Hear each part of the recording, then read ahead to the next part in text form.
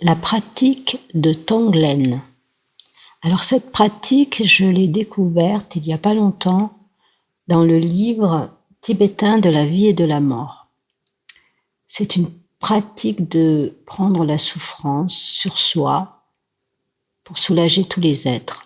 Et j'ai fait la relation avec la crucifixion du Christ qui a pris au moment de sa mort toute la souffrance de l'humanité à ce moment-là pour soulager tous les êtres. Et cette pratique de Tonglen me donne la réponse et me fait comprendre que la souffrance n'est pas vaine, qu'elle a une utilité et surtout que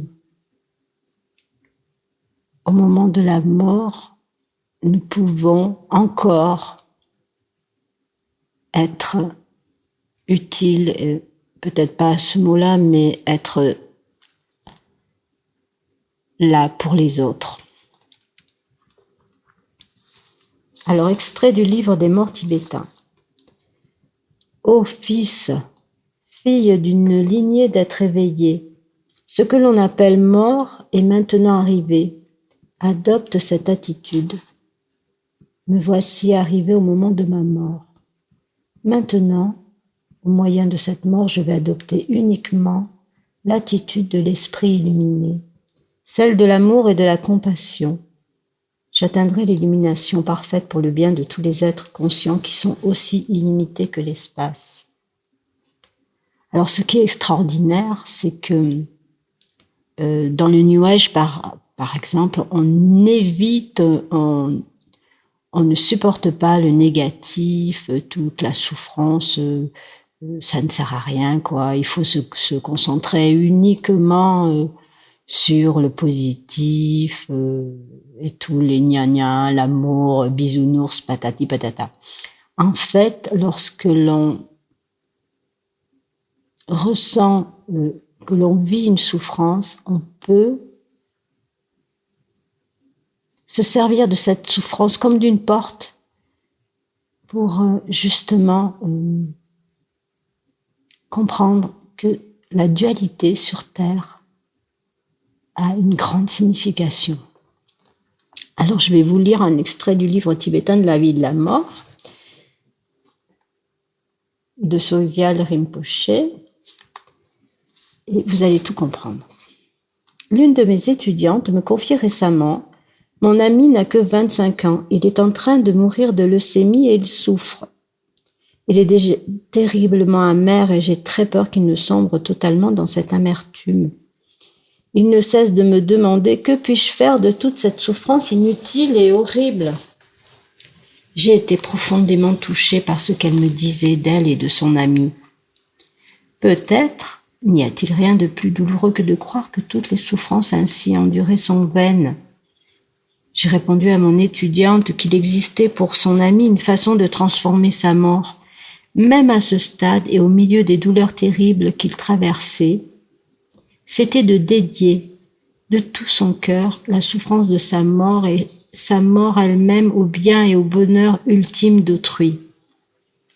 Je lui ai conseillé de dire à son ami: je sais combien tu souffres, maintenant pense à tous ceux qui dans le monde souffrent comme toi, ou même bien davantage encore.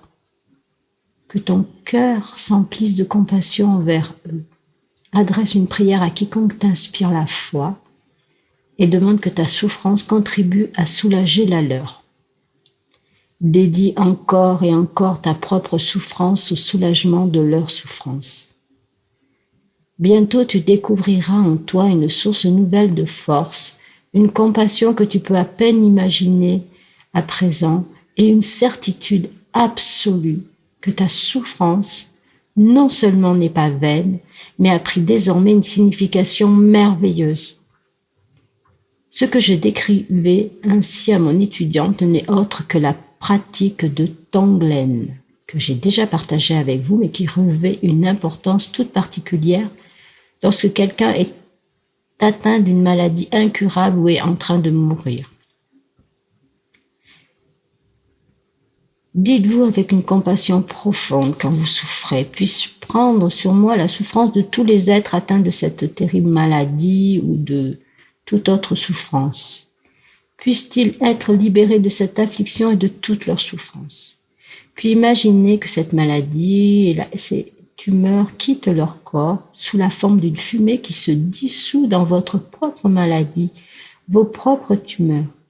Lorsque vous inspirez, vous inhalez toute leur souffrance et lorsque vous expirez, vous exhalez une guérison et un bien-être complet. Chaque fois que vous accomplissez cette pratique, ayez la ferme conviction que ceux pour qui vous la faites sont désormais guéris. Alors que vous vous approchez de la mort, pensez continuellement en vous-même, puissais-je prendre sur moi la souffrance, la peur et la solitude de tous ceux qui, de par le monde, sont mourants ou vont bientôt mourir. Puissent-ils être tous libérés de la douleur et de la confusion, puissent-ils tous trouver le réconfort et la paix de l'esprit. Puisse toute la souffrance que j'endure à présent et endurerai à l'avenir les aider à obtenir une renaissance heureuse et l'éveil ultime. J'ai connu un artiste à New York qui mourait du sida et il avait un tempérament très cynique et haïssait les religions établies. Pourtant, certains d'entre nous soupçonnaient qu'en son fort intérieur, il avait à l'égard des questions spirituelles davantage de curiosité qu'il ne voulait l'admettre. Ses amis le persuadèrent d'aller voir un maître tibétain. Celui-ci comprit immédiatement que la source principale de sa frustration et de sa douleur était qu'il ressentait l'inutilité pour lui et les autres de sa souffrance. Il lui enseigna donc une seule et unique chose, la pratique de Tonglen. Malgré un certain scepticisme initial, l'artiste fit cette pratique. Tous ses amis observèrent alors en lui une métamorphose extraordinaire. Il confia à plusieurs d'entre eux que la souffrance qui auparavant lui semblait absurde et horrible revêtait, grâce à Tonglen, un sens presque glorieux. Tous ceux qui le connaissaient purent constater par eux-mêmes combien cette signification nouvelle avait transformé le processus de sa mort. Il mourut en paix, réconcilié avec lui-même et avec sa souffrance. Si la pratique de prendre sur soi la souffrance d'autrui peut transformer une personne qui n'avait qu'une faible habitude de la pratique, imaginez alors le pouvoir qu'elle peut avoir chez un grand maître. Lorsque Gyalwang Karmapa mourut à Chicago en 1981, l'un de ses disciples tibétains écrivit « Lorsque je le vis, sa sainteté avait déjà subi de nombreuses opérations chirurgicales, telles que l'ablation de certaines parties de son corps et l'implantation d'autres éléments. Il avait eu une transfusion sanguine et d'autres interventions. Chaque jour, les médecins découvraient les symptômes d'une nouvelle maladie qui disparaissait le lendemain pour être remplacée par ceux d'une autre. Comme si toutes les maladies du monde trouvaient asile en sa chair. Il n'avait pris aucune nourriture solide depuis 2 mois. Et finalement, ces médecins abandonnèrent tout espoir. Il était impossible qu'il survécût et le corps médical considéra que tous les appareils qui le maintenaient artificiellement en vie devaient être débranchés. Mais le Karmapa déclara « Non, je vais vivre, laissez-les en place ». Et il survécut à la stupéfaction des médecins.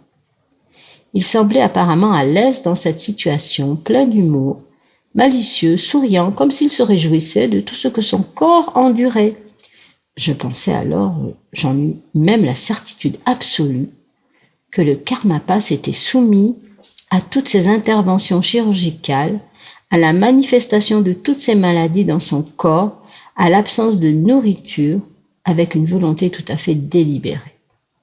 Il subissait résolument toutes ces maladies pour alléger les souffrances à venir de la guerre, de la maladie et de la famine qui œuvraient ainsi intentionnellement pour détourner la terrible souffrance de cet âge sombre. Pour ceux de nous qui étaient présents, sa mort fut une inspiration inoubliable. Elle révéla l'efficacité profonde du Dharma et attesta du fait qu'il est réellement possible d'atteindre l'éveil pour le bien d'autrui. Je sais et crois fermement qu'il est nécessaire pour personne sur terre de mourir dans le ressentiment et l'amertume. Aucune souffrance, si intense soit-elle, n'est ni ne peut être dépourvue de sens si elle est dédiée au soulagement de la douleur d'autrui.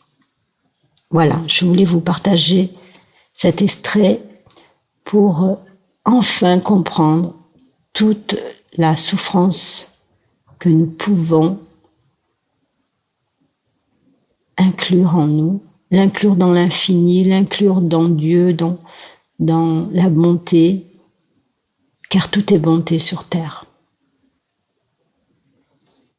Et surtout une délivrance parce que au moment où vous souffrirez, au moment où vous serez à vivre certaines situations, rappelez-vous Tonglen. Voilà, je dédie cette vidéo à tous les êtres sensibles afin qu'ils puissent atteindre la libération de la souffrance complète.